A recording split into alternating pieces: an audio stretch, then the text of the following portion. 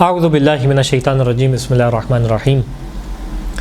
آپ کے سامنے اس ماہ مبارک رمضان میں ان واقعات، ان قصوں کو پیش کیا جا رہا ہے کہ جن کو قرآن نے بطور نصیحت پیش کیا ہے، جن واقعات کی، جن قصوں کی جانب قرآن کریم نے اشارہ کیا ہے، اور مقصد یہ ہے کہ تاکہ ہم ان واقعات سے نصیحت کو حاصل کر سکیں، ان واقعات کو پڑھ سکیں، سمجھ سکیں، تاکہ وہ خطائیں، وہ غلطیاں جو پچھلی قوموں نے کی ان سے اپنے آپ کو بچا سکیں، اور وہ نیکیاں جن کا ذکر قرآن کریم میں نے کیا ہے ان سے نصیحت کو حاصل کیا جا سکے۔ اسی ذیل میں آج آپ کے سامنے دو قسم کی خواتین کے واقعے کو پیش کرنے کا ارادہ کیا۔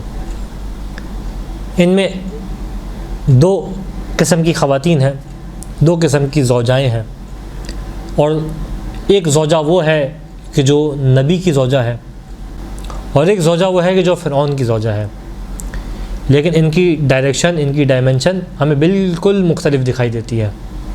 ایک جانب نبی کی زوجہ ہے، ایک جانب فرعون کی زوجہ ہے، لیکن جو نبی کی زوجہ ہے قرآن کریم اس کے عذاب کو بیان کر رہا ہے، یہ بیان کر رہا ہے کہ اس طریقے سے یہ مثال ہے ان کے لیے کہ جو اہل کفر ہیں، کہ سورہ مبارکہ تحریم آیت نمبر 10 ضرب اللہ مثلا للذین کفروا امرأۃ نوح و امرأۃ لوط، کہ خدا نے قرآن کریم میں مثال کو بیان کیا ہے ان کے لیے کہ جو کفر کرتے ہیں کس کو، نوح کی زوجہ کو اور جناب لوط کی زوجہ کو، کانتا تحت عبدین من عبادنا، یہ ہمارے بندوں میں سے دو بندوں کے ماتحت تھیں، صالحین، یہ دو بندے وہ تھے جو صالح بندے تھے، فخانتاہما، لیکن انہوں نے ان بندوں سے خیانت کی، فلم یغنی عنہما من اللہ شیئا، پس یہ دونوں ان کے ازواج کے جو نبی خدا ہیں، جو خدا کے صالح بندے ہیں، یہ دونوں ان کو عذاب الہی سے نہیں بچا سکے۔ وقیل خلا نار مع الداخلین، اور ان سے کہا گیا کہ جہنم میں داخل ہو جائیں، ادخلا نارا، جہنم میں داخل ہو جائیں، مع الداخلین، کے جو جہنم میں داخل ہونے والے ہیں۔ ایک جانب یہ کیفیت ہے، یہ ازواج ہیں، دوسری جانب اسی سورہ میں اس کی اگلی آیت میں سورہ تحریم آیت نمبر 11 میں خداوند متعال مثال بیان کر رہے ہیں ان لوگوں کے لیے جو ایمان رکھنے والے ہیں۔ ضرب اللہ مثلا للذین آمنوا امرأۃ فرعون، ان کے لیے مثال بیان کی جا رہی ہے کہ اس کی فرعون کی بیوی کی، اذ قالت رب اب لی عندک بیتا فی الجنہ، کہ جب آپ نے خداوند متعال سے کہا اے پالنے والے میرے لیے جنت میں گھر قرار دیجیے، وَنَجِّنِي مِن فِرْعَوْنَ وَعَمَلِهِ، اور مجھے فرعون اور فرعون کے عمل سے نجات عطا فرما، وَنَجِّنِي مِنَ الْقَوْمِ الظَّالِمِينَ، اے پالنے والے مجھے اس ظالم قوم سے نجات عطا فرما۔ ایک جانب یہ کیفیت ہمیں جو ہمیں دکھائی دیتی ہے۔ اس ویڈیو میں آپ کے سامنے ارادہ کیا ہے کہ جناب آسیہ، کہ جو امرأۃ فرعون کی زوجہ تھیں، ان کے داستان کو آپ کے سامنے پیش کیا جائے۔ اس سے پہلے ان کی داستان کی جانب آگے بڑھے، ان کا مختصر تعارف سمجھتے ہیں۔ جناب آسیہ زوجہ تھیں فرعون کی، آپ کا نام آسیہ تھا، آسیہ بنت مزاحم آپ کا نام تھا، مزاحم آپ کے والد کا نام تھا، ابن عبید جو ہے وہ آپ کے عبید آپ کے دادا کا نام تھا۔ قرآن کریم میں آپ کا نام ذکر نہیں ہوا، بلکہ نام کے بجائے امرأۃ فرعون کہہ کے آپ کو پکارا، یعنی فرعون کی بیوی کہہ کے آپ کو جو ہے وہ پکارا ہے۔ اور مختلف مقامات پہ مختلف داستانوں کے اندر آپ کا ذکر ہے۔ ایک وہ داستان کہ جب جناب موسیٰ کو آپ نے دریائے نیل سے بچایا، کہ جب فرعون کے دربار میں جناب موسیٰ کو صندوق میں آپ کی والدہ نے چھوڑ دیا تھا اور یہ بہتا ہوا فرعون کے دربار تک پہنچا تھا، اس موقع پہ جناب آسیہ کا ہمیں کردار دکھائی دیتا ہے کہ نبی خدا کی جان کو محفوظ کیا، کہ وہاں پہ فرعون نے کیونکہ حکم دیا تھا تمام لڑکوں کو قتل کر دیا جائے، تو جناب موسیٰ کو بھی قتل کیا جا رہا تھا۔ اس موقع پہ فرعون کی بیوی تھی جس نے جناب موسیٰ کو بچایا۔ ایک ہمیں یہ مقام دکھائی دیتا ہے، اور دوسرا جس مقام پہ آپ کا ذکر دکھائی دیتا ہے وہ اس مقام پہ جہاں جناب موسیٰ نے معجزے کا اظہار کیا تھا۔ تو جب ہمیں قرآن کریم کی بعض ایک آیات سے اس بات کی جانب اشارہ دکھائی دیتا ہے کہ جب جناب موسیٰ اور فرعون کے جادوگروں کے درمیان مقابلہ ہوا تھا، اور فرعون کے جادوگر جادو کا اظہار کر رہے تھے، اور جناب موسیٰ کو خدا نے معجزے کے ذریعے سے معجزے کا اظہار کیا تھا۔ اس موقع پہ کئی لوگ تھے جو ایمان لے کے آئے، ان میں سے ایک کون تھیں؟ جو جناب آسیہ تھیں۔ یہ بھی جناب موسیٰ کے اوپر باقاعدہ ایمان بالضبط لے کے آ گئی تھیں۔ اگر آپ کی مقام و منزلت کو دیکھا جائے تو روایت میں خاص مقام و منزلت ہے جو جناب آسیہ کی ہمیں دکھائی دیتی ہے۔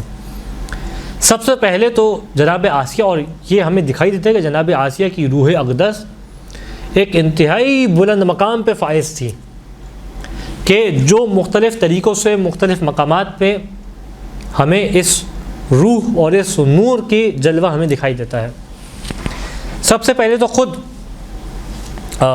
وہ داستان، وہ واقعہ کہ جو آپ کے سامنے پہلے پیش بھی کی تھی، جناب سیدہ سلام اللہ علیہ کی ولادت کی داستان، اس موقع پہ ہمیں آپ کا کردار دکھائی دیتا ہے کہ جب اس روایت کے اندر بیان کیا گیا کہ اس موقع پہ آسمان سے 4 خواتین نازل ہوئی تھیں کہ جنہوں نے جناب خدیجہ میں ولادت کے مرحلے کو آسان کیا تھا، کہ جب قریش کی عورتوں نے جناب خدیجہ کو چھوڑ دیا تھا، اس آسمان سے نازل ہونے والی عورتوں میں ایک خاتون کون تھی؟ جناب آسیہ، کہ جو جناب سیدہ سلام اللہ علیہ کی ولادت کے عمل کو آسان بنانے کے لیے جناب خدیجہ کے پاس آئی تھیں تاکہ اس مشکل کو آسان بنایا جا سکے۔ جہاں تک اس کے علاوہ اور بھی روایت میں ہمیں دکھائی دیتا ہے کہ ایک مقام پہ رسول خدا ختم مرتبہ صلی اللہ علیہ وآلہ وسلم بیان کرتے دکھائی دیتے ہیں کہ افضل نساء اہل الجنتی، وہ خواتین کو جو جنت کی خواتین میں افضل ترین خاتون ہیں، وہ کون ہیں؟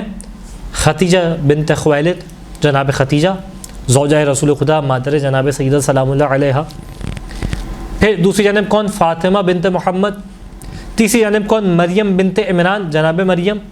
اور چوتھی خاتون کون ہے؟ آسیہ بنت مزاحم امرأۃ فرعون، جناب آسیہ جنت کی 4 افضل ترین خواتین میں سے ایک خاتون ہے بحدیث رسول خدا صلی اللہ علیہ وآلہ۔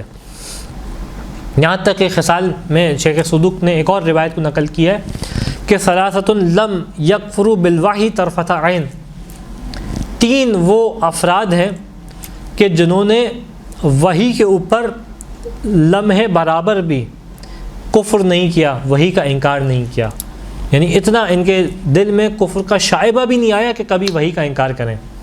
پہلا کون ہے؟ کہ مومن آل یاسین، مومن آل یاسین کے جو فرعون کے دربار میں ہوا کرتے تھے، جو تقیہ کی حالت میں تھے، یہ جن کا قرآن میں ہمیں ذکر دکھائی دیتا ہے۔ دوسرا کون؟ علی بن ابی طالب علیہ الصلوۃ والسلام، مولا کائنات، کہ جنہوں نے وحی کے اوپر اس طریقے سے ایمان لے کے آئے کہ ایک پلک بھر کے لیے بھی وحی کے اوپر کبھی شک نہیں کیا، کبھی کفر نہیں کیا۔ اور تیسری کون ہے؟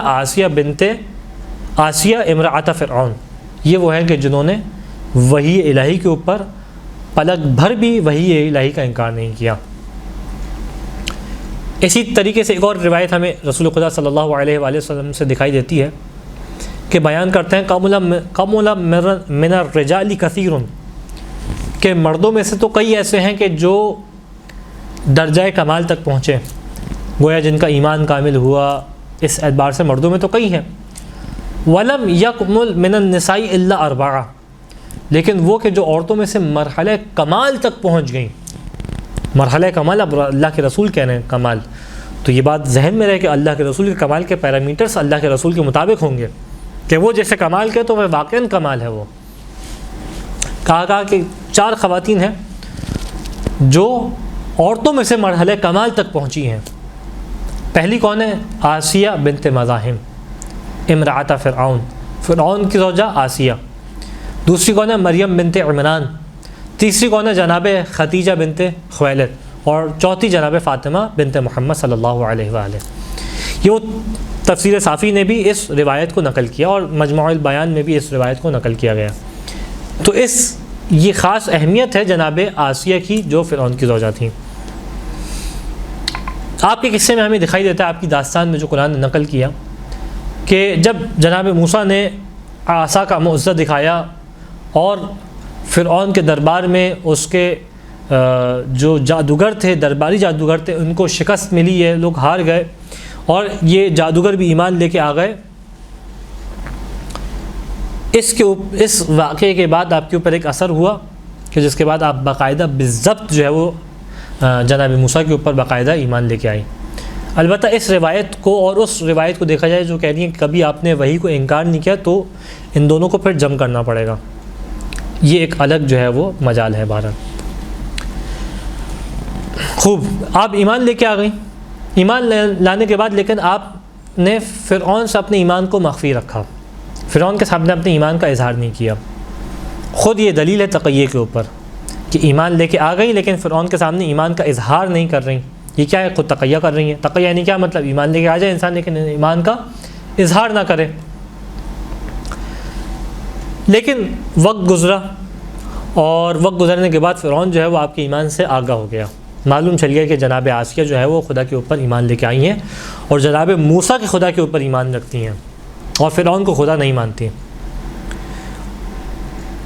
اب اس نے جناب آسیہ کے اوپر پریشر کریٹ کرنا شروع کیا، آپ کے اوپر اس بات کو زور دینا شروع کیا کہ جناب آسیہ حضرت موسیٰ کے اوپر ایمان کو چھوڑ دیں، ان کو نبی خدا نہ مانیں، ان کے خدا کے اوپر وجود کا اقرار نہ کریں، بلکہ فرعون کی پرستش میں آ جائیں، فرعون کو خدا ماننے لگیں۔ اور اس خاطر اس نے جناب آسیہ کو بہت کوشش کی کہ یہ اس ایمان کو چھوڑ دیں، لیکن جناب آسیہ اس بات کے اوپر راضی نہیں ہوئی اور فرعون کے بہت زیادہ زور دینے کے باوجود ایمان چھوڑنے کے اوپر راضی نہیں ہوئی، یہاں تک کہ جب فرعون نے دیکھا کہ اب یہ کسی صورت ایمان چھوڑنے کے لیے راضی نہیں ہے اور یہ جناب موسیٰ کے خدا کے اوپر ہی ایمان رکھنے والی ہیں، میری عبادت کرنے والی نہیں ہے، اس نے آپ کو عذاب دینا شروع کیا، آپ کے اوپر جو ہے وہ سزا کا عمل شروع کیا، اور یہاں تک کہ آپ کے پیروں کو اور ہاتھوں کو میخوں سے گاڑ دیا گیا۔ میخوں سے گاڑ دیا یعنی کیا مطلب؟ آپ کو تپتے ہوئے سورج کی تپش میں لٹایا گیا اور ہاتھ کے اوپر کیلوں کو گاڑ دیا گیا، جس سے آپ کا ہاتھ زمین میں گڑ گیا، دونوں ہاتھ اس طریقے سے۔ اسی طریقے سے پیروں کو بھی جو ہے وہ زمین میں گاڑ دیا گیا کیلوں کے ذریعے سے، اور آپ کے سینے کے اوپر ایک بھاری بھرکم پتھر کو رکھ دیا گیا کہ جس کے سبب سے آپ کی شہادت واقع ہوئی، اور اس کیفیت میں آپ کو چھوڑ دیا گیا یہاں تک کہ آپ کی شہادت واقع ہو گئی۔ اس موقع پہ جب اس طریقے سے فرعون جناب آسیہ کو عذاب دے رہا تھا، جناب آسیہ نے پالنے والی کی جانب نگاہ اٹھائی، اور جناب آسیہ کے یہ آخری جملے تھے کہ جناب آسیہ نے خداوند متعال سے دعا کی صورت میں مانگے، اور خداوند متعال کو یہ جملے اتنے پسند آئے، یہ جملے اتنے خدا کو محبوب ہوئے کہ خداوند متعال نے اس کو قرآن کا حصہ قرار دیا، اور تا قیامت آنے والے انسانوں تک یہ بات پہنچائی کہ دیکھو میری اس بندی نے آخری لمحات میں مجھ سے کس طریقے سے بات کی تھی، اور کس انداز سے قرآن نے سورہ مبارکہ تحریم آیت نمبر 11 کہ اذ قالت رب اب لی عندک بیتا فی الجنہ، اے پالنے والے میرے لیے جنت میں ایک گھر کو قرار دے، ایک گھر کو تعمیر کر، وَنَجِّنِي مِن فِرْعَوْنِ وَعَمَلِهِ، اے پالنے والے مجھے نجات عطا کر فرعون سے اور فرعون کے عمل سے، وَنَجِّنِي مِنَ الْقَوْمِ الظَّالِمِينَ، اور مجھے اس ظالم قوم سے نجات عطا فرما۔ یہ گویا وہ آپ کے آخری با معرفت جملے تھے جو اس انداز سے خداوند متعال کو انتہائی محبوب ہوئے کہ اس نے قرآن کا حصہ قرار دیا۔ اس واقعے میں جناب آسیہ کی داستان میں ہمارے لیے بہت سارے واقعات ہیں جو ہم اس سے سیکھ سکتے ہیں، اس میں سے کچھ پیغامات جو آپ کی خدمت میں پیش کرنے کا ارادہ کیا۔ پہلا یہ کہ اہم ترین پیغام اس میں جو ہمیں دکھائی دیتا ہے کہ نبی کی قربت، نبی سے قریب ہونا، نبی سے دور ہونا، یہ صرف واحد سبب نہیں ہے انسان کی نجات کے لیے۔ ہاں یہ بات صحیح ہے کہ جو نبی سے قریب ہے اور نبی کے اوپر ایمان رکھتا ہے اور نبی کی تعلیمات کے اوپر عمل کرنے والا ہے تو اس کو ایک فضیلت حاصل ہے نبی سے قربت کے سبب سے، لیکن پھر بھی نبی سے قربت کا ملاک صرف یہ نہیں ہے کہ نبی کے رشتہ دار ہو انسان۔ ایک جانب فرعون کی زوجہ ہے، ایک جانب جناب نوح اور جناب لوط کی زوجہ ہے کہ جس کو اس طریقے سے عذاب دیا جا رہا ہے، تو زوجائیں وہ بھی ہیں لیکن ان کے اوپر عذاب ہے، اور یہ فرعون کی زوجہ ہے لیکن ان کے اوپر رحمت الہی ہے، اور یہ مثال ہے، قدوہ ہیں کہ ان کے لیے کہ جو ایمان رکھنے والے ہیں۔ یہاں تک کہ اسی چیز کے بارے میں کہ کہ نبی سے قربت کا ملاک کیا ہوا کرتا ہے، کون نبی سے قریب ہے، کون نبی سے دور ہوا کرتے ہیں، امیر المؤمنین کی بڑی مزیدار قسم کی حکمت دکھائی دیتی ہے، جو اس کو نہج البلاغہ میں خود سید رضی نے نقل کیا کہ ان اولی الناس بالانبیاء اعلمهم بما جاؤوا به، انبیاء سے زیادہ قریب وہ ہیں کہ جو اس بات کا زیادہ علم رکھنے والے ہیں کہ نبی کیا لے کے آیا ہے. یعنی نبی سے قربت کا ملاک یہ ہے کہ تم نبی کی بات کے اوپر، نبی کی بات کو کتنا جانتے ہو. پھر ثم تلا، اس کے بعد امام نے اس آیت کی تلاوت کی، ان اول الناس بابراہیم للذی اتبعوہ، کہ ابراہیم کے زیادہ قریب وہ تھے کہ جو ابراہیم کی اتباع کرنے والے تھے. پھر امام نے بیان کیا وہذا النبی والذی آمنوا، اور یہ وہ نبی ہے کہ جو، اور نبی اور وہ لوگ جو ایمان لے کے آئے. پھر امام نے بیان کیا کہ ان ولی محمد، رسول خدا محمد صلی اللہ علیہ وآلہ وسلم کے ولی کون ہیں کہ من اطاع اللہ، جو اللہ کی اطاعت کرے، وَإِن بَعُدَتْ لَحْمَتُهُ، اگرچہ اس کا گوشت نبی کے گوشت سے دور ہی کیوں نہ ہو، لیکن اگر یہ نبی کی اطاعت کر رہا ہے تو رسول اور رسول کے پیچھے آنے والوں میں سے ہے. وَإِنَّ عَدُوًّا مُحَمَّدًا مَنْ أَسَى اللَّهَ وَإِنْ قَرُبَتْ قَرَابَتُهُ، اور رسول کا دشمن کون ہے؟ وہ کہ جو اللہ کی معصیت کرے، اللہ کی مخالفت کرے، یہ رسول کا دشمن ہے، اگرچہ رسول کا قریبی کیوں نہ ہو.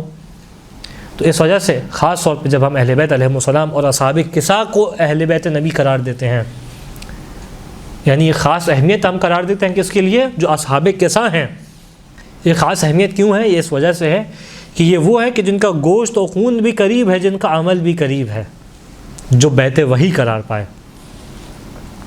ایک اور جو اہم ترین پیغام ہے جو ہمیں جناب آسیہ کی داستان سے دکھائی دیتا ہے، وہ یہ کہ انسان استقامت رکھے اپنے ایمان میں، اپنے ایمان کے اندر انسان خاص طور پہ استقامت رکھے کہ کسی خاطر بھی ایسا نہ ہو کہ چھوٹی سی مشکلات آئیں اور انسان ایمان اور عمل کو چھوڑ دے. نہیں، ایسا نہیں ہونا چاہیے، بلکہ ایمان اور عمل ہمیشہ انسان کا باقی رہنا چاہیے، ہمیشہ انسان اس پہ قائم رہے. جناب آسیہ دیکھیں کتنی مشکلات آئیں، فرعون نے کس قدر ان کے اوپر مشکلات کو ڈھائی، کتنے ان کو جو ہے وہ اتنی مشکلات ڈھائیں کہ ان کو شہید کر دیا، لیکن اتنا مضبوط ایمان تھا، اتنی شدید استقامت تھی کہ یہ اس استقامت سے پیچھے نہیں ہٹی.